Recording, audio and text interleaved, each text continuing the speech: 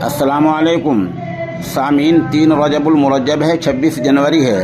खबर का उन्वान है, पठान फिल्म ने 24 घंटे के अंदर ही 100 करोड़ रुपए कमाने के निशाने को पार कर लिया है।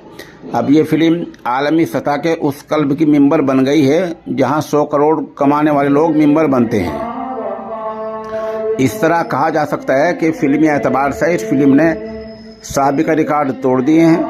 इस फिल्म की जितनी मुखालफत हुई है उतनी ही ज़्यादा कामयाब रही है।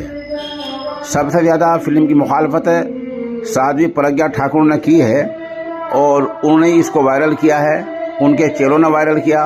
फिल्म जहाँ है वो आपको पता ही है। फिल्म के टिकट जिस कदर बिक रहे हैं, ब्लैक से बिक रहे हैं, वो भी आपको पता है। जिस तरह रात को सिनेमा हॉल के मालिकों को नाइट शो खोलने पड़े, वो भी आपको पता है। तो इस तरह फिल्म पठान ने एक दिन में ही 100 करोड़ रुपए का निशाना पार करके पिछले सारे रिकॉर्ड तोड़ दिए हैं। हम बता दें कि फिल्म की खबर देना न हमारे मिशन में है और न हमारे तरीक़ाकार में है, न हमारे मनहज में है।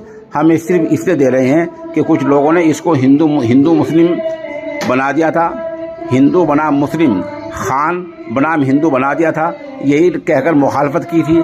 लेकिन आज उन सब के मुंह पर तमाचा लग गया है और फिल्म ने 24 घंटे के अंदर 100 करोड़ रुपए का निशाना पार कर लिया है। मुझे बताया गया है कि फिल्म में मुल्क की आबरू और मुल्क की हिफाजत के लिए और मुल्क के बचाव के लिए काम किया गया है, जो अपनी मिसाल आप